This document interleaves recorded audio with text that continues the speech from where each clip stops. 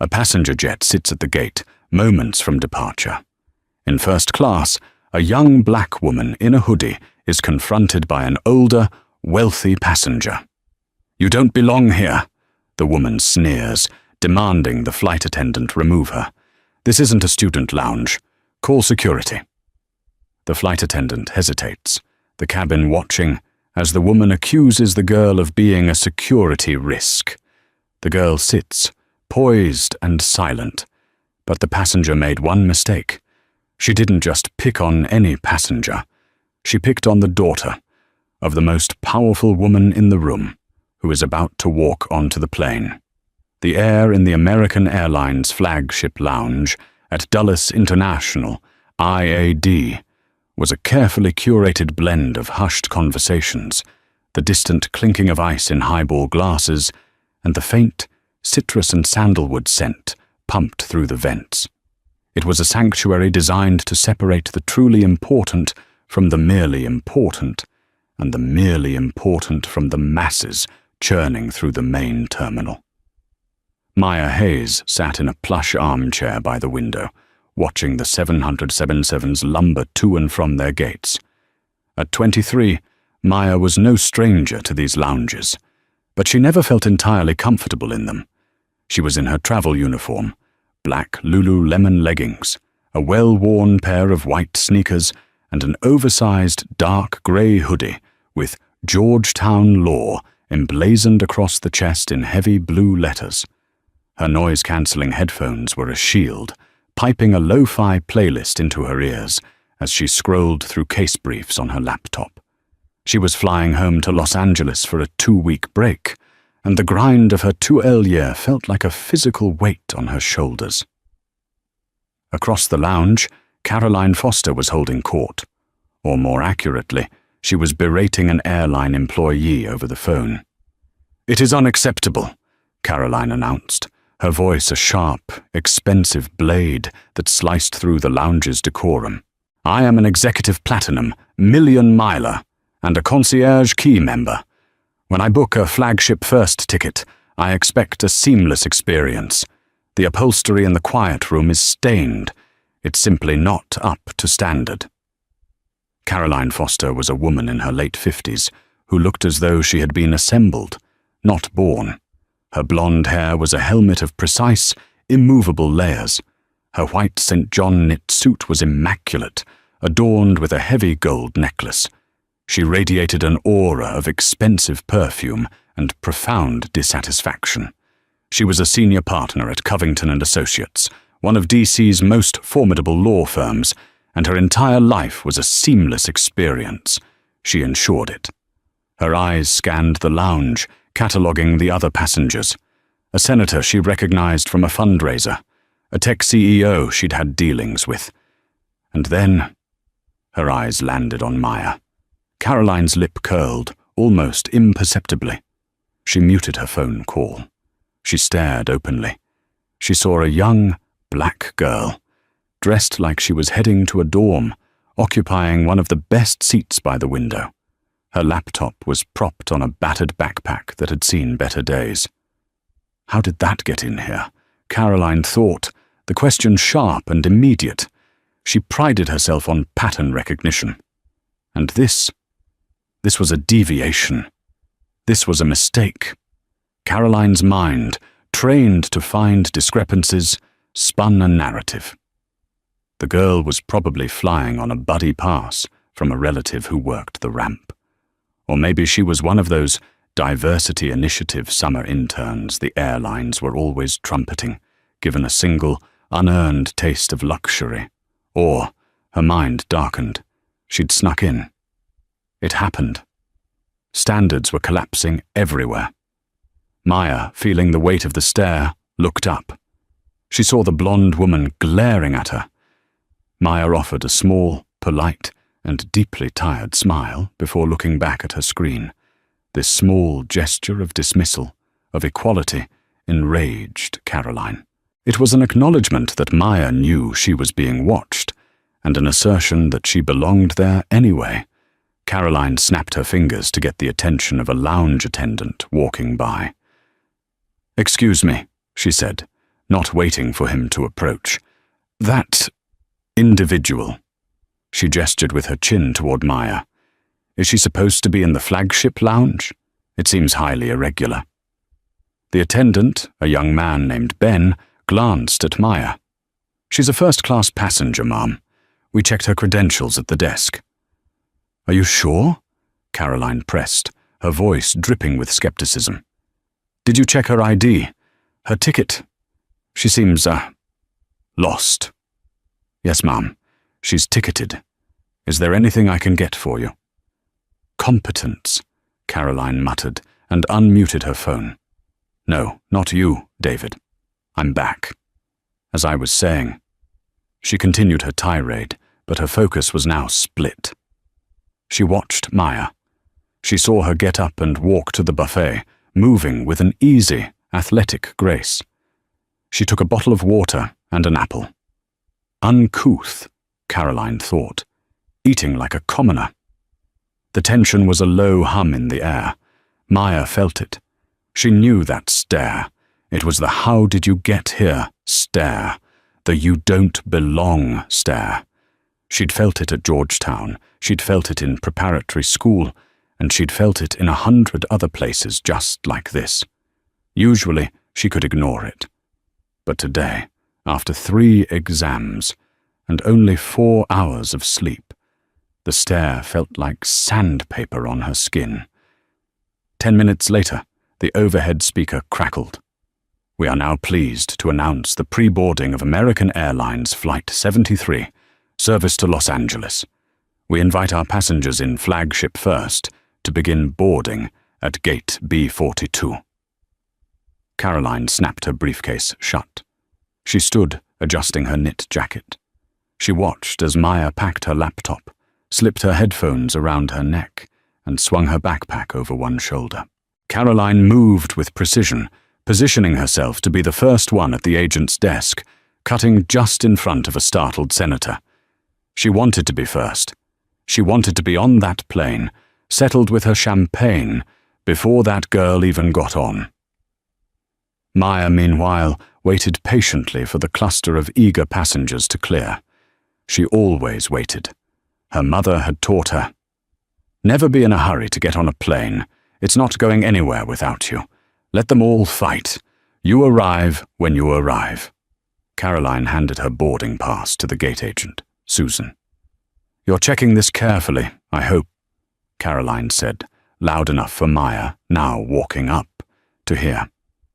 "There's been a lot of confusion in the lounge today. We can't be too careful about who gets on." Susan, the gate agent, just smiled a corporate smile. "Seat 1G. Welcome aboard, Miss Foster." Caroline strode down the jet bridge. Maya stepped up. "Hi, Susan." "Hi, Maya. How was the lounge? Your mum hasn't arrived yet, I see," Susan said warmly. "It was fine, thanks. And no, she's cutting it close as usual. Said she had a call with her clerks that ran long. She's on her way. Well, you go ahead and get settled. Seat 2J. Have a great flight." Caroline, who had paused on the jet bridge to check her phone, heard every word. Susan. Maya. They knew her? This wasn't a diversity intern. This was something else. And the mention of her mom, Caroline's mind spun. A politician? A corporate bigwig? It didn't matter. The girl was still dressed like a vagrant. She hurried onto the aircraft, eager to settle into her pod and put this annoyance behind her. She was in 1G, the aisle seat. She stowed her carry-on and looked at the manifest in her head. 1J, the window was empty. Good. Maybe she'd have the row to herself. She sat, accepted a glass of pre-departure champagne from the flight attendant, and opened the Wall Street Journal. A moment later, Maya walked into the cabin. She smiled at the flight attendant, Liam, and turned right, toward the second row. She stopped at 2J, the window pod directly behind Caroline's empty neighbor seat. Caroline watched over the top of her paper. She watched Maya effortlessly swing her heavy backpack into the overhead bin, revealing the Georgetown law clearly on her back. Then she slid into the seat. This was the final straw. It was one thing to be in the lounge. It was another thing entirely to be in the cabin. And not just in the cabin, but in the pod right behind her. Caroline Foster unbuckled her seatbelt and stood up. Liam, the lead flight attendant for the first-class cabin, was a consummate professional. He had a sixth sense for trouble, and his sensors were buzzing. He'd seen the look on the woman in 1G's face when the young lady in 2J walked past. It was a look of curdled milk. He was moving toward Caroline, intending to de-escalate whatever she was planning with a preemptive offer of another drink when she stood. "Excuse me," Caroline said. Her voice wasn't a request. It was a summons. Liam stopped. "Yes, ma'am? Can I get you anything?" "You can," Caroline said, pointing a perfectly manicured finger directly at Maya, who was in the process of plugging her headphones into the seat's console. "You can get her out of that seat." Liam blinked. The cabin, still filling with the murmur of other first-class passengers settling in, went quiet. The senator in 3G looked up. A man in 3A, Mark, who looked like a tech entrepreneur, discreetly angled his phone. "Ma'am?" Liam said, his customer service smile tightening. I said, "I think there's been a mistake. This person," she spat the word, "is clearly in the wrong cabin. I'm sure she just got lost. The economy cabin is that way." She gestured vaguely toward the back of the plane. Maya sighed. She'd been hoping to avoid this. She paused her music and slowly took off her headphones, letting them rest on her shoulders. She turned her body in the pod, her expression one of immense, studied patience. "Is there a problem?" Maya asked, her voice low and calm. Caroline seized on the interaction. "Yes, there's a problem. You're in a first-class seat. I'm quite certain you don't have a first-class ticket." Liam stepped between them, holding up a placating hand. "Ma'am, I have the passenger manifest. She is assigned to seat 2J. "I don't care what your little list says," Caroline snapped. "Look at her. This is not a student lounge. This is an international first-class cabin. I pay over $15,000 for this ticket. I don't expect to be seated next to college kids in hoodies." "My hoodie," Maya said, her voice still quiet but gaining a sharp, clear edge, "is from my law school. And my ticket," she held up her phone, the screen showing her boarding pass, "is just as valid as yours. I'm in the correct seat. Perhaps you should check your boarding pass and find your seat." The directness of the response, the lack of fear, set Caroline's teeth on edge. This girl was not just lost, she was defiant. "How dare you?" Caroline whispered, stepping closer. "You're probably on a buddy pass, or maybe you used a stolen upgrade certificate. I know how it works. You people find ways to get where you don't belong." The "you people" hung in the air, thick and toxic. Liam's face went from professional to grim. "Ma'am, that is an entirely inappropriate accusation. I need you to return to your seat now. You are interfering with boarding." "You need to do your job," Caroline shot back, her voice rising, drawing the attention of everyone. "I am a million-miler. I am concierge key. I am telling you, I do not feel safe with this person here. How do I know she's not a security risk? She looks agitated. She's probably using a fake ID or a stolen ticket. I demand you remove her from this cabin. Call the captain. Call security." This was her trump card. Security risk. The magic words that could bend any airline employee to her will. Maya simply stared at her. She didn't plead. She didn't cry. She didn't raise her voice. She just held Caroline's gaze, her eyes filled with a mixture of profound disappointment and cold anger. The silence from Maya seemed to infuriate Caroline even more than an argument would have. What's wrong? Caroline taunted, her voice a low sneer. Cat got your tongue? Realized you've been caught? Liam, meanwhile, was speaking into the intercom phone to the gate. Susan, I have a disruptive passenger in 1G. She is refusing to sit and is harassing another passenger. Caroline heard him. You're reporting me, she shrieked, outraged. I'm the victim here. I'm the one paying your salary. I'll have your job for this. What's your name? Liam? Is that it? Well, Liam, you'll be cleaning toilets in Tulsa by next week. I will be reporting you to American Airlines Corporate. Ma'am, Liam said, his voice now devoid of any warmth. You are causing a disturbance. You have made baseless accusations against another passenger. You have refused a crew member's instruction. If you do not sit down in your assigned seat immediately and cease this harassment, you will be removed from this aircraft. You wouldn't dare, Caroline hissed.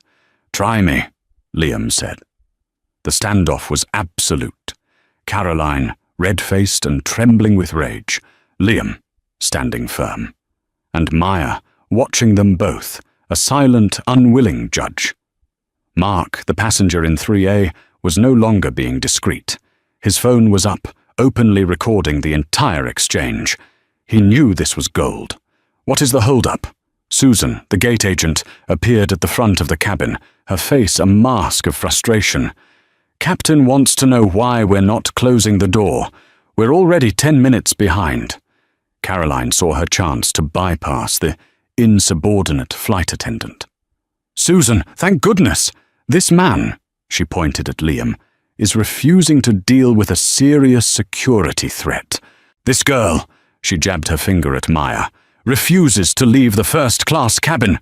She's clearly an imposter, and he's protecting her. Susan looked at Caroline, then at Liam, then at Maya. Her eyes widened slightly in recognition. Miss Foster, she said, her voice tight. I personally checked Ms. Hayes's boarding pass. She is a ticketed, confirmed first-class passenger in seat 2J. I don't care. Caroline was beyond reason. Look at her. She's probably on some watch list. Are you going to be responsible when she does something?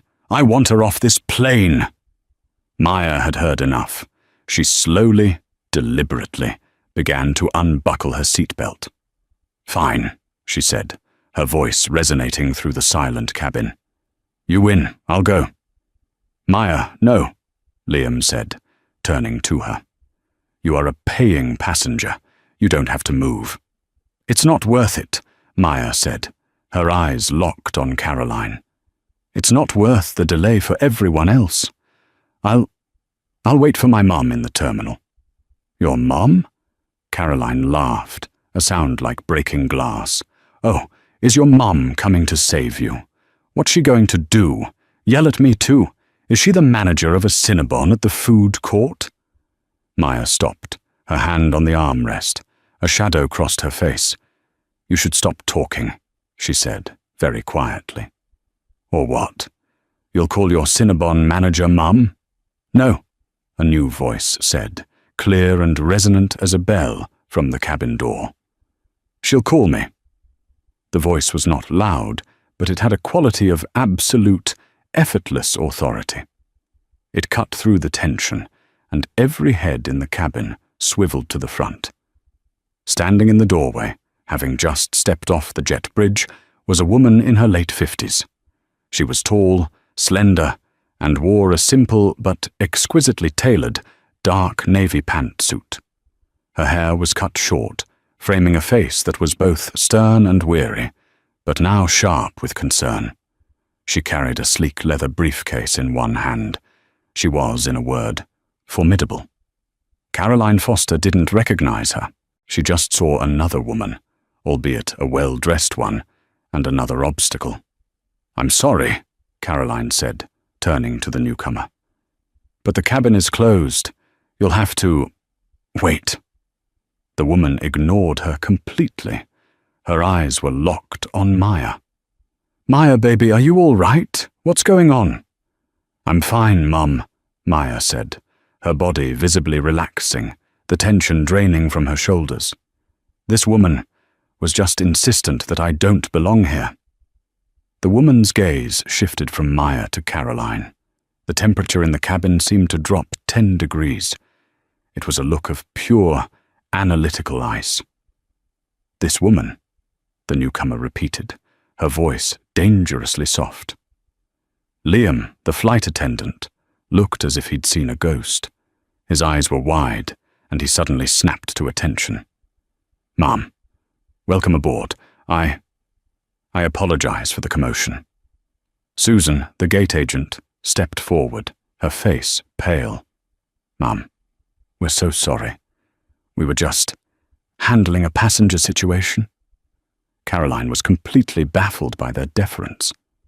"Who is this?" she demanded. "Her mother? Are you here to make excuses for her?" As I was telling her, this is first class. Her attire is simply not appropriate. And she's been causing a disturbance. The woman, Maya's mother, slowly walked down the aisle and stood directly in front of Caroline, who was still blocking the path. The woman was slightly taller than her, and where Caroline was all sharp, frantic energy, this woman was a pillar of stillness. "My daughter's attire," the woman said, her elocution perfect, "is her university sweatshirt. She is a student at Georgetown Law. Her behavior, from what I am gathering, has been to sit in her assigned seat. Your behavior, on the other hand, appears to be harassment. And you are delaying the flight." The casual factual mention of Georgetown Law seemed to confirm Caroline's suspicions. "Aha, just a student." "Georgetown?" Caroline scoffed. "Impressive. So you're a lawyer, then? Or a professor, perhaps? Came to fight your daughter's battles? You should have taught her about dress codes. Some places still have standards, you know." The woman stared at Caroline for a long, silent beat. "I am indeed a lawyer," she said. She then looked past Caroline to the empty seat at 1J, the window. "And that is my seat. So if you would be so kind as to step out of my way." Caroline was not accustomed to being dismissed. "I am not moving until this situation is resolved. This girl," she pointed again at Maya, "is a security risk. And you, frankly, are complicit. I will not be silenced."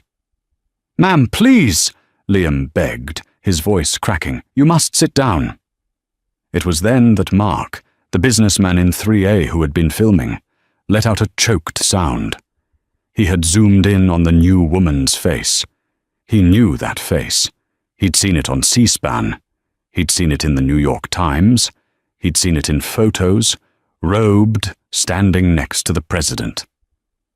"Oh my God," Mark whispered, his phone shaking slightly. "Holy. Oh my God."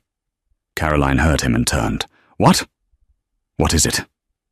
Mark looked at Caroline, then at the woman, then back at Caroline. You have no idea who you're talking to, do you? I'm talking to an entitled mother," Caroline snapped. "No," Mark said, his voice reverent. "You're not. That is Justice Evelyn Hayes." Silence. A deep, profound, pin-drop silence fell over the first-class cabin. Even the background hum of the APU seemed to fade. Caroline Foster's brain, so quick to find patterns, stalled. It tried to process the name. Justice Hayes? There was only one. Evelyn Hayes, appointed 8 years ago. The court's swing vote. The most powerful, closely watched woman in the entire federal government. Caroline's face, which had been flushed with rage, drained of all color. She looked back at the woman. She saw her now. Not just a well-dressed black woman. She saw the face from the news. The woman who wrote the majority opinion in Westlake vs. Digital Trust. The woman whose questions during oral arguments were legendary for dismantling attorneys twice her age. "Justice?" Caroline whispered, her throat dry. What justice?" "Evelyn Hayes, Associate Justice of the Supreme Court of the United States, did not smile. I am here to fly to Los Angeles with my daughter, Ms. Hayes, in seats 1J and 2J, both of which, she added, her voice a scalpel, are fully paid for by the U.S. government. Now, for the last time, move. Caroline Foster, a partner at a D.C. law firm whose entire career depended on her reputation and access, stumbled backward, collapsing into a seat, 1G, as if her legs had been cut out from under her. She had just, in front of witnesses, accused a Supreme Court justice's daughter of being a criminal. Justice Hayes didn't spare Caroline another glance. She turned to her daughter. "Are you truly all right, Maya?" she asked, her voice softening, all traces of ice gone, replaced by pure maternal warmth. "I'm fine, Mum. Really. Just embarrassed and tired," Maya murmured, sinking back into her seat. "You have nothing to be embarrassed about. Ever," Evelyn said, her voice firm. She placed her briefcase in the overhead bin above her seat, 1J, and then, before sitting, turned to Liam. "Liam, is it?" she asked. Liam swallowed. "Yes, Justice." "You handled yourself with professionalism. Thank you for defending my daughter's right to be here." "I thank you, Ma'am," Liam stammered, his face flooding with relief. Evelyn then looked at Susan, the gate agent. "Susan, you may close the door. We are ready for departure." "Yes, Justice," Susan said, and practically ran from the cabin.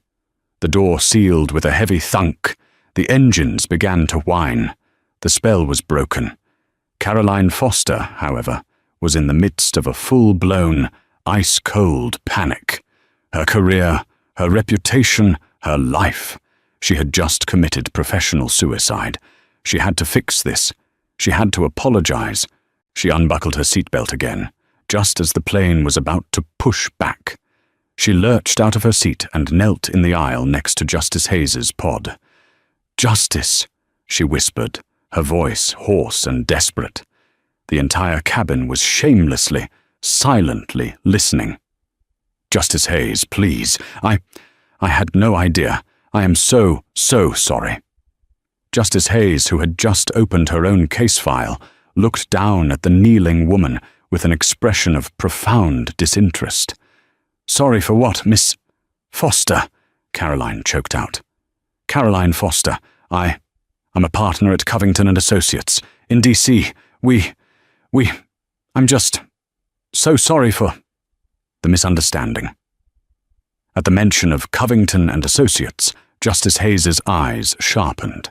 It was one of the most prominent appellate firms in the country. Its lawyers argued before her court routinely. "A misunderstanding, Ms. Foster?" the justice queried, her voice dangerously academic, as if she were questioning a lawyer during an oral argument. "What precisely was misunderstood?" I was concerned about security," Caroline stammered, falling back on her original disastrous script. With the hoodie and her race," Justice Hayes finished for her. It was not a question. It was a statement of fact. "Let us not mince words. You saw a young black woman, and your pattern recognition, the one I am sure you are so proud of, identified her as a threat. You identified her as other. You identified her as someone who did not belong." No, it wasn't. It wasn't that," Caroline pleaded, tears of pure, selfish terror welling in her eyes. "It was a mistake. A terrible, terrible mistake. I'm not like that." "You are exactly like that," Justice Hayes said, her voice cutting. "You harassed my daughter. You accused her of theft.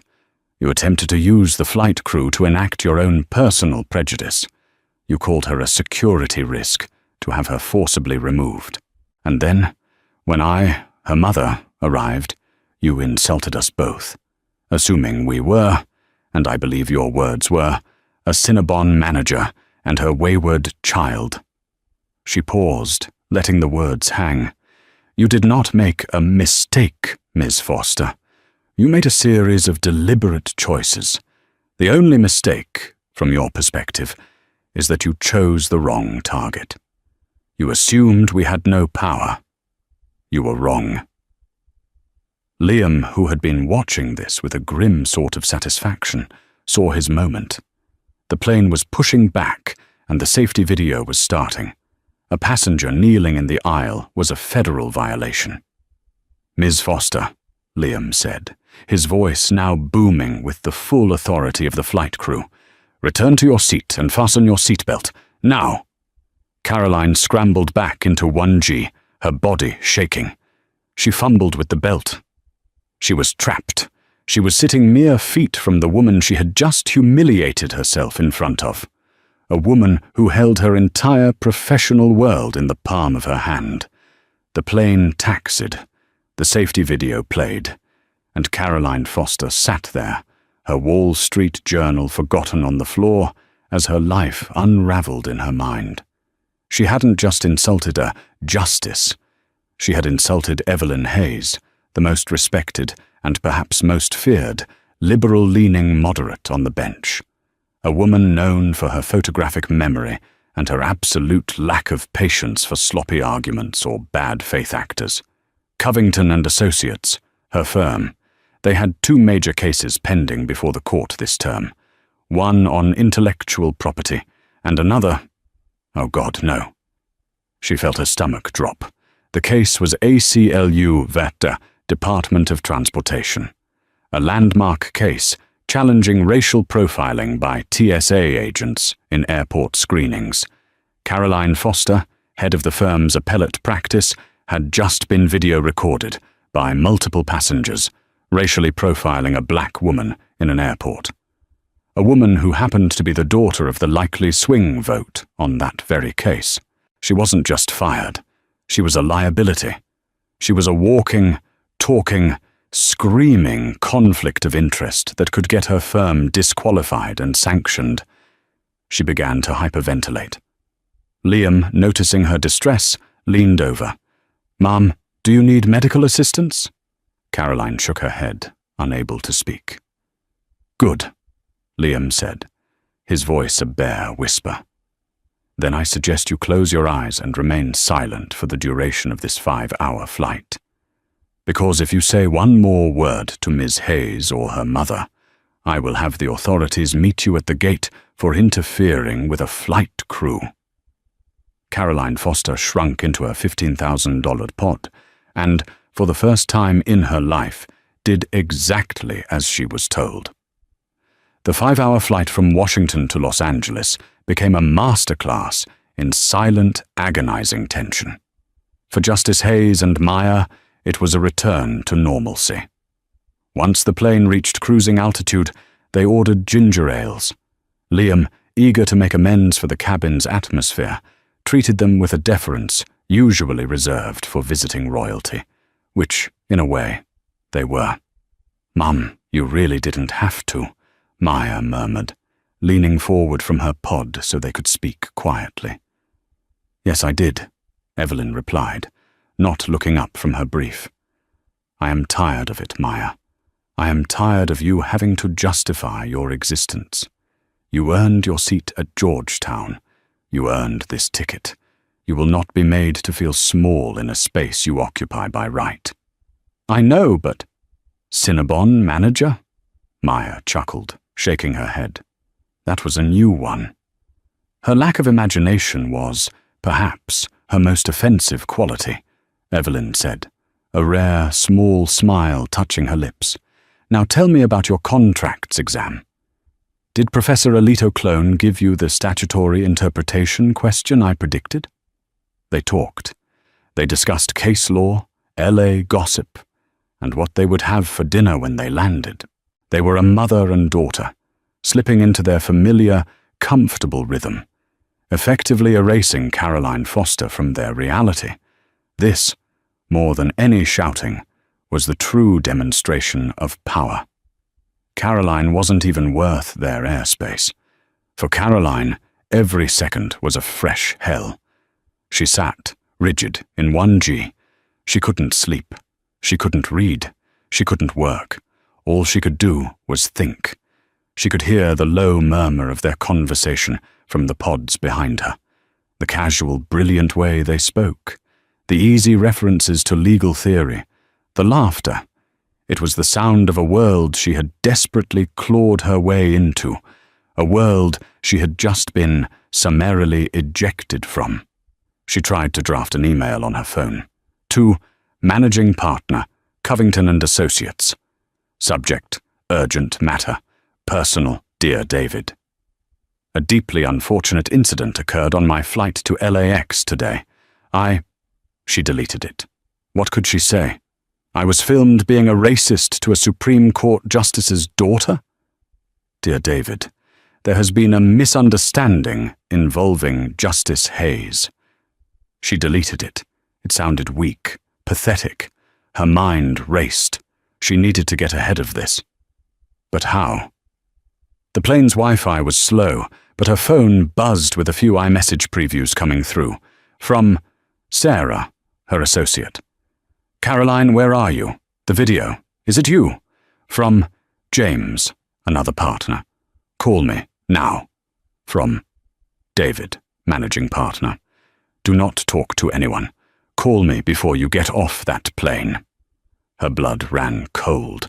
The video. Mark, the passenger in 3A, had wasted no time. As soon as the plane hit 10,000 feet and the Wi-Fi signal clicked on, he had uploaded his 90-second clip.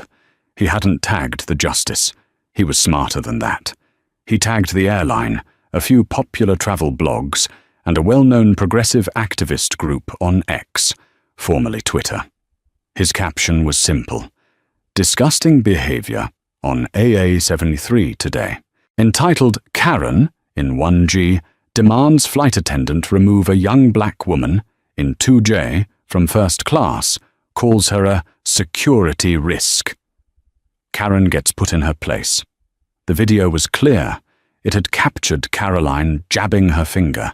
It had captured her saying, "You don't belong here." It had captured her sneering, "Call security." It had captured her yelling, "I'll have your job." It did not, however, capture Justice Hayes.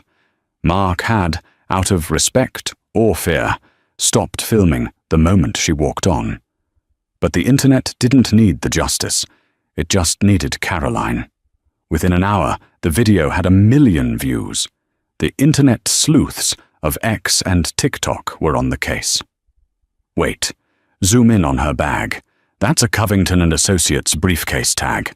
That's her, Caroline Foster. She's a partner there. Oh, this is rich. She's a high-powered DC lawyer. Someone find her LinkedIn. By the time the flight began its descent into Los Angeles, Caroline Foster and Ajak Covington Karen were trending. Her photo, name, and professional biography were circulating with terrifying speed. Caroline, unable to see any of this, was still desperately trying to formulate a plan. She would get off the plane. She would call David. She would... What? Beg? She would send an apology. A crate of wine? A donation to a charity in the justice's name? She looked at her reflection in the dark screen of the in-flight monitor. She saw a terrified, crumbling woman. Meanwhile, Liam, the flight attendant, made a final pass through the cabin. He stopped at Justice Hayes's seat. "Justice Hayes, Ms. Hayes," he said quietly. "We're about 20 minutes from landing. I just wanted to let you know that I've filed a full incident report with corporate. It includes a detailed transcript of Ms. Foster's threats and her discriminatory language." "Thank you, Liam. That is appreciated," Evelyn said. "Also," he added, "I have spoken to our ground staff. The moment we land, a representative from our flagship team will meet you at the gate. They will have a private electric cart ready to escort you directly to your car service, so you won't have to deal with any further issues in the terminal." "That is exceptionally thoughtful," Evelyn said.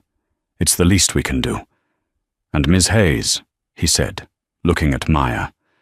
"On behalf of the airline, I am deeply sorry for what you experienced today. It should never have happened." "Thank you, Liam," Maya said, giving him a genuine, if tired, smile. Liam then walked past them to Caroline's pod. He leaned down, his voice a flat, cold whisper. "Ms. Foster, just so you are aware, upon landing, I will be filing a formal request with American Airlines to have your concierge key and executive platinum status permanently revoked for passenger misconduct and crew harassment. Have a nice day." He didn't wait for a reply. He walked back to the galley.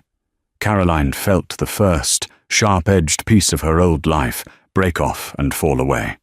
The plane touched down at LAX with a gentle bump, rolling down the long runway under the hazy, orange-tinged sky of a Southern California evening. As it taxied to the gate, the normal, cheerful bustle of landing, phones clicking on, bags being zipped, was absent in the first-class cabin. The silence was thick and heavy. The fasten seatbelt sign chimed off. Justice Hayes and Maya stood, gathering their few items. Caroline Foster remained frozen in her seat, as if she were strapped to it. She watched them, her eyes wide. She was trying to memorize an apology, a final, desperate plea. "Justice. Justice Hayes," she started to say, her voice a dry croak. Evelyn Hayes zipped her briefcase. She didn't turn. She didn't acknowledge her. It was the most complete, devastating dismissal Caroline had ever experienced. It was as if she had ceased to exist. The jet bridge connected, and the cabin door opened. Liam stood at the door. "Justice Hayes, Ms. Hayes, please take your time." A woman in a sharp red American Airlines blazer was waiting at the door. "Justice Hayes, I'm Maria, the flagship services manager. We have a cart for you right here." Evelyn and Maya stepped off the plane. Caroline, seeing her last chance evaporate, fumbled for her own bags and scrambled into the aisle, trying to follow them. "Ma'am," Liam said, stepping directly in her path, his body physically blocking her exit.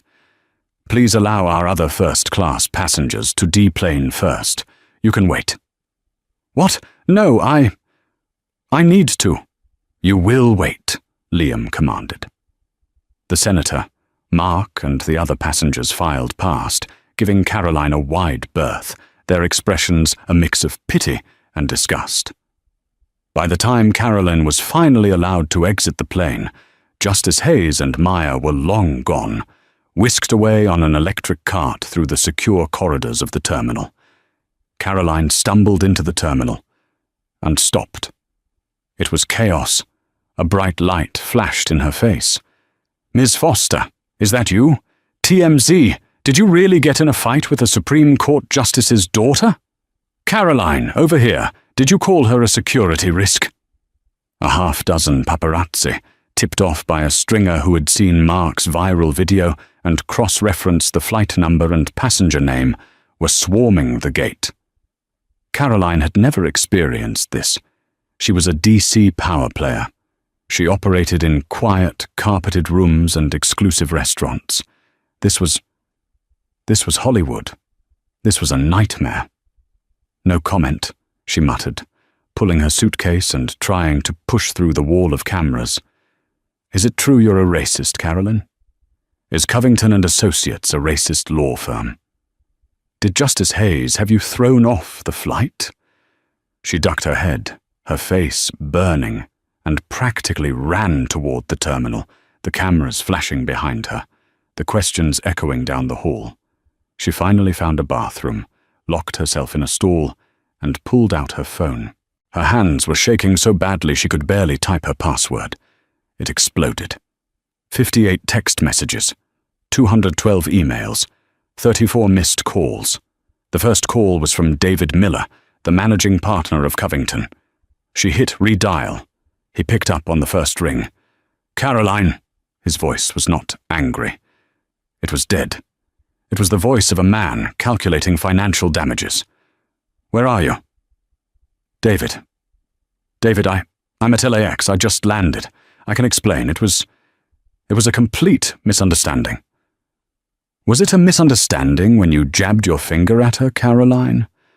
Was it a misunderstanding when you told the flight attendant you'd have his job?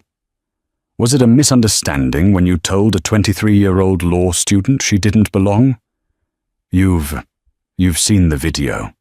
It was a statement, not a question. Everyone has seen the video, Caroline. Everyone. It's been on CNN. It's the #1 story on Above the Law. The Washington Post has called my cell phone 3 times.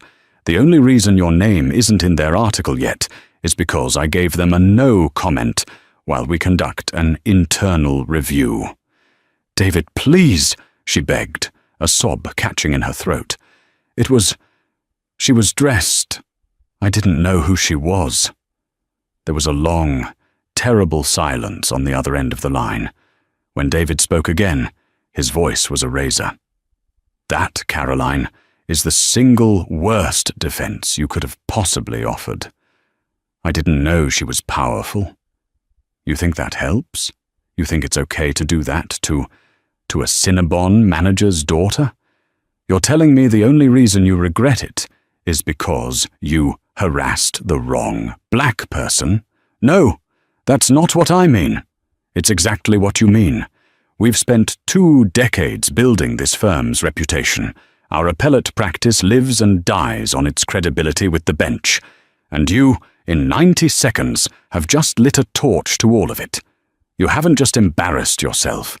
You've compromised the firm. You've compromised me. What about the ACLU vs. Doe T case? She whispered, her worst fear bubbling up. What about it? You're off it. Obviously. You're a material witness to the very thing the case is about. We'll probably have to file for a recusal, or God forbid, withdraw as counsel.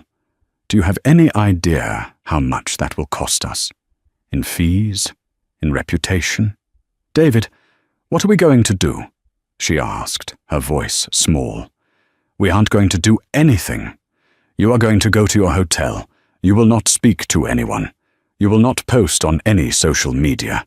You will not reply to a single email.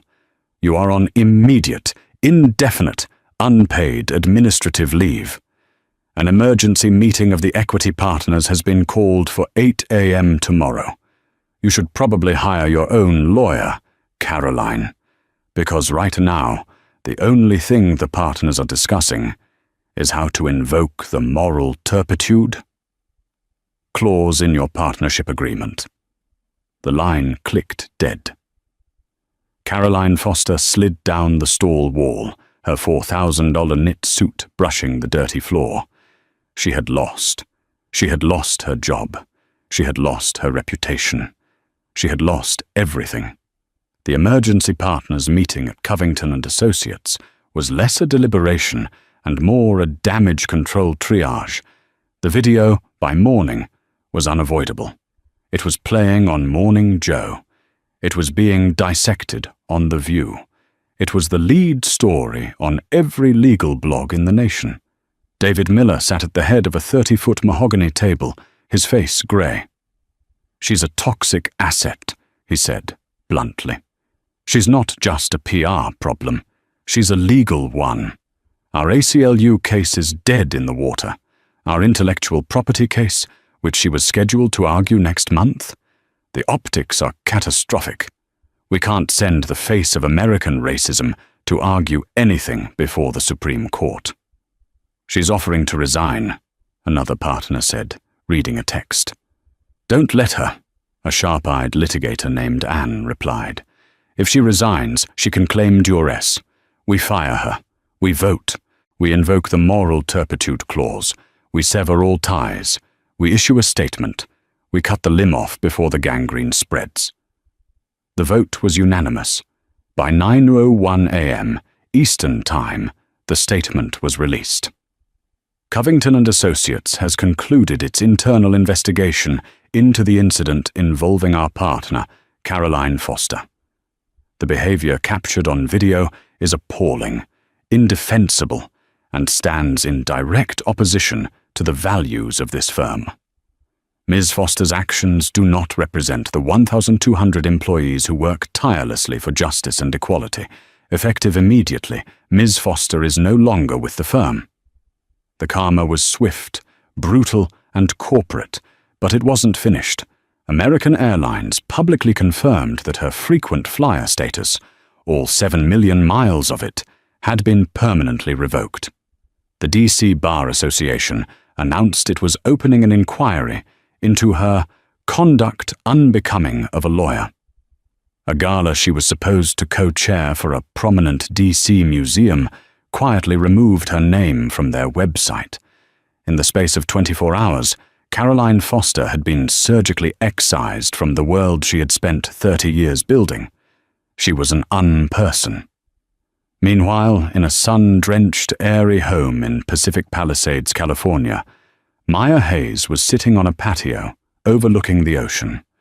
Her mother, dressed in civilian clothes, a simple linen shirt and white pants, brought her a mug of tea.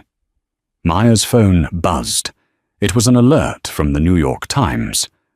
DC lawyer fired after viral video shows altercation over first-class seat. Maya read the article. She saw the statement from Covington. She saw the quote from the airline. She saw the dissection of her own Georgetown Law hoodie. "She's been fired," Maya said quietly, showing the phone to her mother.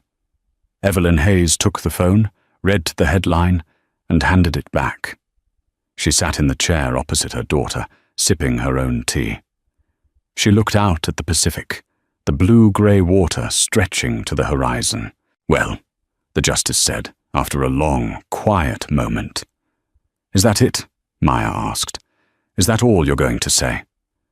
Evelyn turned her gaze, that all-powerful, analytical gaze, to her daughter. But it was soft now, filled with a deep, complex love. "Your grandfather," Evelyn began, her voice thoughtful, "used to work as a Pullman porter on the railroads.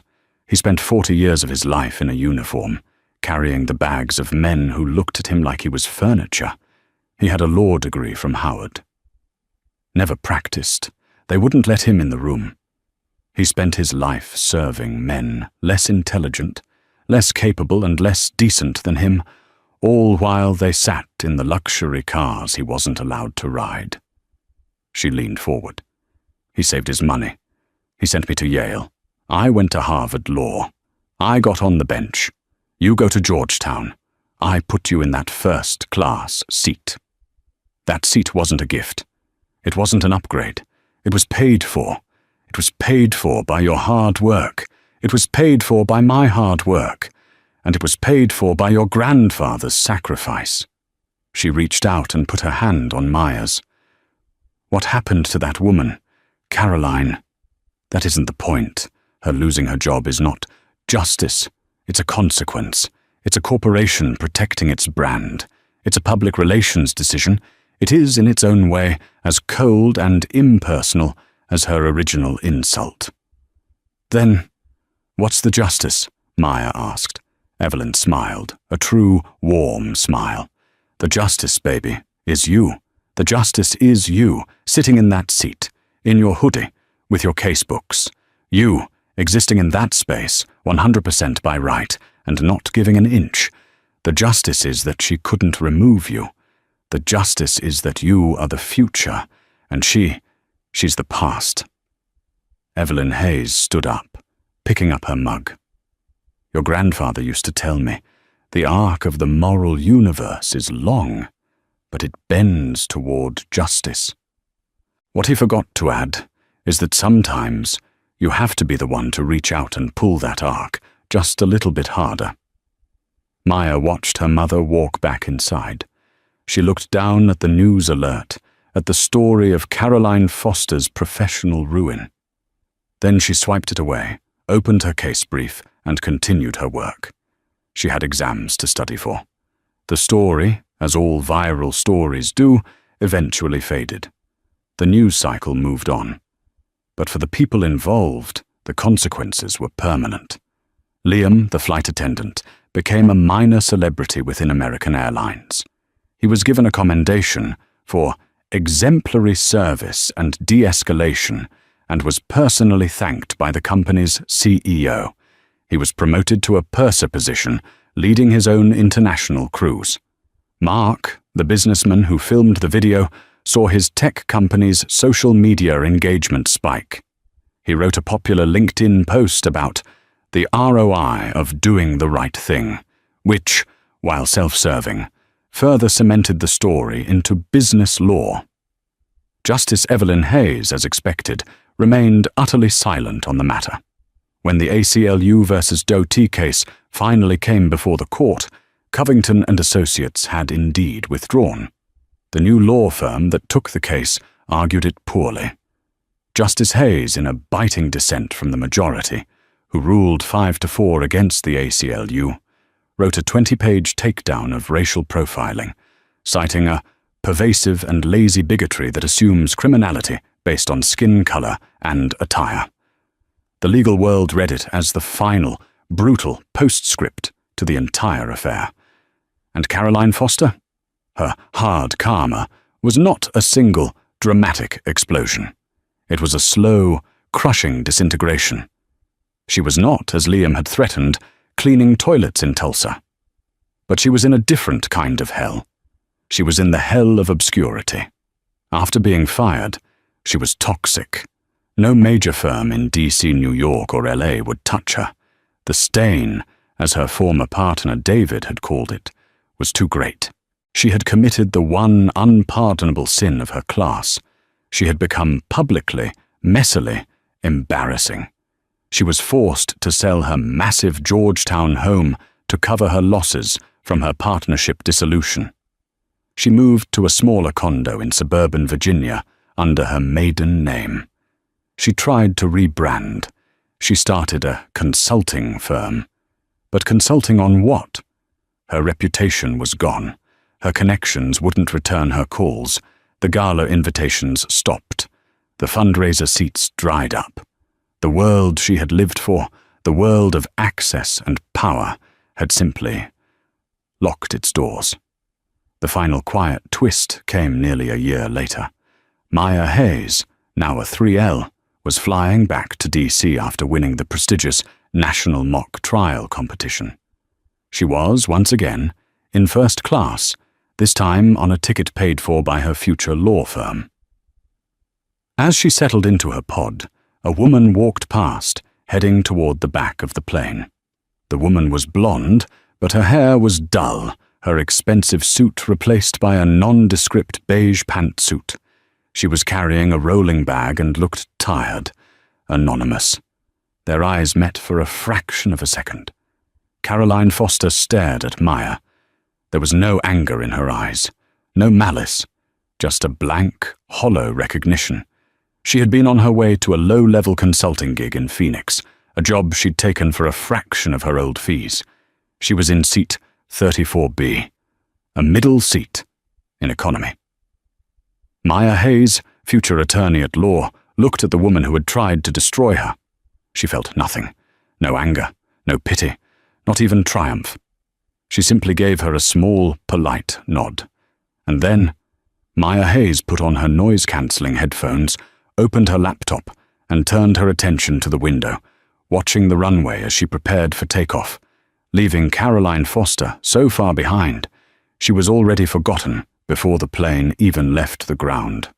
The ultimate karma wasn't just that Caroline Foster lost her job. It was that she became irrelevant. She tried to take away Maya's right to exist in a space, and in the end, she was the one who was erased. This story is a powerful reminder that prejudice isn't just ugly. It's a trap that ends up catching the person who sets it. The world is full of people who will judge you based on what you wear, where you're from, or the color of your skin. But poise, truth, and a mother like a Supreme Court justice, well, that's the ultimate combination. What did you think of this story? Have you ever seen someone so spectacularly misunderstand who they were talking to? Let me know your thoughts in the comments below. What was the exact moment you knew Caroline was finished? If you loved this story of karma and justice, please hit that like button. Share it with someone who needs to see this.